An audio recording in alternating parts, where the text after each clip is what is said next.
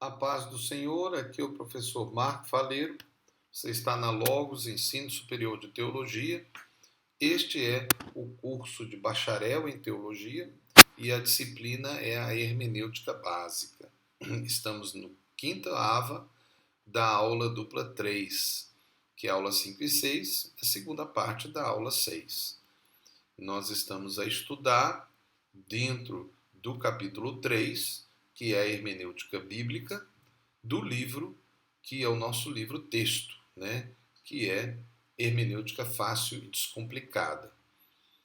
Nós vamos mais uma vez relembrar as seis regras básicas da hermenêutica. Estão aí para você rever, né? E vamos continuar em frente. A hermenêutica, então, ela tem três aspectos que nós vamos abordar, começando agora pela bíblica, depois pela material e, por último, pela contextual. A hermenêutica bíblica, o capítulo 3, da página 55 a 92. Bom, agora, Esdra Bento apresenta três razões para uma atitude imprudente do intérprete. Então, esta ava, nós queremos chamar a atenção a essa realidade, que nós esperamos que você não tenha quando você estiver interpretando a Bíblia. Aí você fala, mas eu interpreto a Bíblia? Sim, é claro. Quando você faz um estudo bíblico, quando você faz uma pregação, você tem que interpretar a Bíblia. Então você é um hermeneuta mesmo antes de ter estudado hermenêutica. E qualquer cristão acaba sendo um tipo de hermeneuta.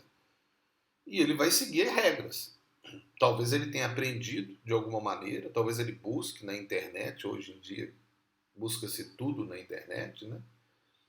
Talvez ele tenha aprendido de uma forma prática na igreja dele, através do pastor dele. É muito comum você aprender a hermenêutica através do púlpito, né? A forma como o pastor prega. Às vezes é a maneira como você faz estudo. E se você tem uma escola dominical, né? Ou então uma escola bíblica dentro da sua igreja, seja o estilo que for, você às vezes vai aprender a maneira como o seu professor ensina e estuda. Mas ele normalmente aprendeu baseado em outro, né? Ou seja, em alguma teoria. Mesmo que seja a teoria racional ou até a teoria que ele aprendeu na escola, através, né, daquilo básico que todo mundo tem, que é a interpretação de texto. Mas nós deveríamos ampliar, porque nós não estamos fazendo uma interpretação de texto igual a escola, nós estamos fazendo a interpretação da Bíblia. É a palavra de Deus. E tem, então, regras específicas, né, que foram estudadas durante séculos pela igreja do Senhor Jesus Cristo.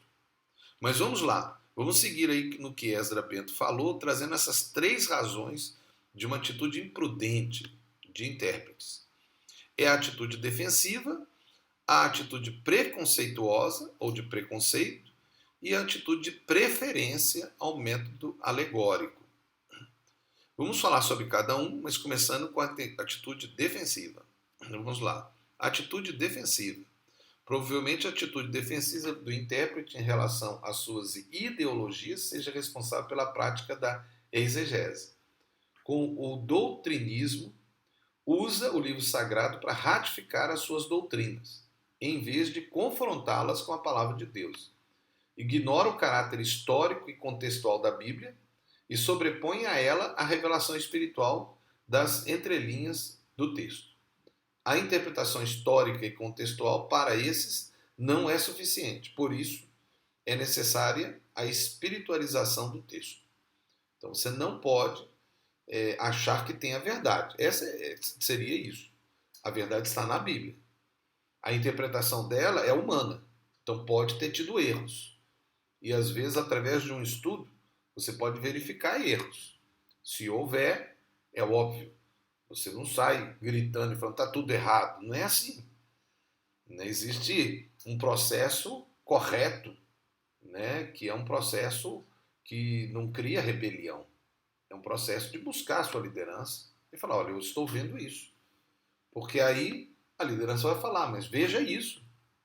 Né? Porque às vezes você não percebeu. Né? Ah, mas eu estou estudando e eu estou numa igreja e essa igreja não faz nada, não estuda nada, então eu sei que está certo e eles estão errados. Não, não é assim. Você não sabe como que foi construído. E além disso, você tem que considerar que tem o Espírito Santo, que é o responsável por todas as igrejas e por todas as lideranças. Inclusive é ele que levanta. Né? Mas não tem essa atitude defensiva de rejeitar. Né? Nem, aí eu poderia acrescentar o Esdra, né? Nem a atitude de guerra, de briga, né? de criar rebelião, não. Mas também não de defender. Eu tenho que defender a verdade, não é a igreja. Eu defendo a verdade. Porque defendendo a verdade, aí sim eu defendo a igreja. Porque se a igreja estiver errada, ela tem que se arrepender. Tem que voltar à verdade, senão ela vai ser destruída. Porque Deus tem compromisso com a verdade. Vamos olhar o segundo ponto que Esdra coloca. Preconceito. Há muitos conceitos, costumes, interpretações e ensinos que procedem mais do preconceito, ignorância e atitudes pré-concebidas do intérprete, do que uma exegese bíblica confiável. Então não deixe o preconceito se tornar uma dificuldade, um impedimento e até uma confusão na interpretação do texto bíblico. O terceiro ponto que ele coloca é a preferência ao método alegórico. E aqui é algo muito forte para nós que somos pentecostais. O método alegórico, aí lembre-se que Esdra é um pentecostal, né? Então ele faz essa crítica também se incluindo, né? O método alegórico de interpretação é um dos mais usados por esses intérpretes. Desprezam o significado comum e ordinário das palavras e especulam sobre o sentido místico ou simbológico de cada uma delas, além, é claro, de ignorar a intenção autoral, inserindo no texto todo tipo de extravagância ou fantasia. O intérprete, que usa métodos como o alegórico, tende a rejeitar os demais métodos válidos de interpretação, e a única base interpretativa que concebe é aquela que procede da sua própria imaginação folclórica. Então veja, com isso, não estamos negando, e eu não acredito, não é que o Esdra também está negando, né, o valor do método alegórico, que foi tão usado pelos homens de Deus, que é usado por nós, pentecostais, né, em geral, aí estou falando de uma forma generalizada. Né? O método alegórico foi o que o reino, no início da igreja, e era muito influenciado pela teologia rabínica, muito alegórica, por sinal. Eles até chegando mesmo a ser mística, que nós não devemos ser místicos, como o caso de alguns rabinos ter chegado na Cabala, que é mística, né? Que é a feitiçaria, na verdade, com a ideia do código da Bíblia, mas dentro daquela proposta mística, animista até, né? De mágica, de magia, de domínio, né? da natureza através de símbolos e de palavras, de sons, de rituais. Né? Isso é misticismo, isso é feitiçaria, isso é verdade.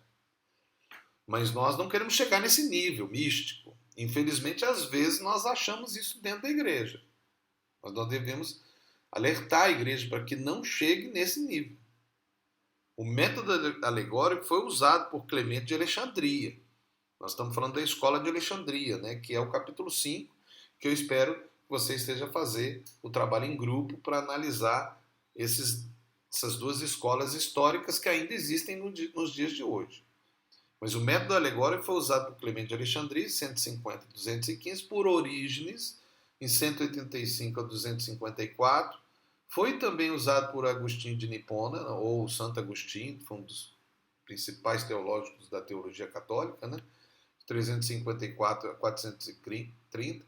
Por Jerônimo, que inclusive foi o grande tradutor, né, da Bíblia do original para o latim, que é a Vulgata Latina, em 347 a 420. E por toda a escola escolástica católica, né?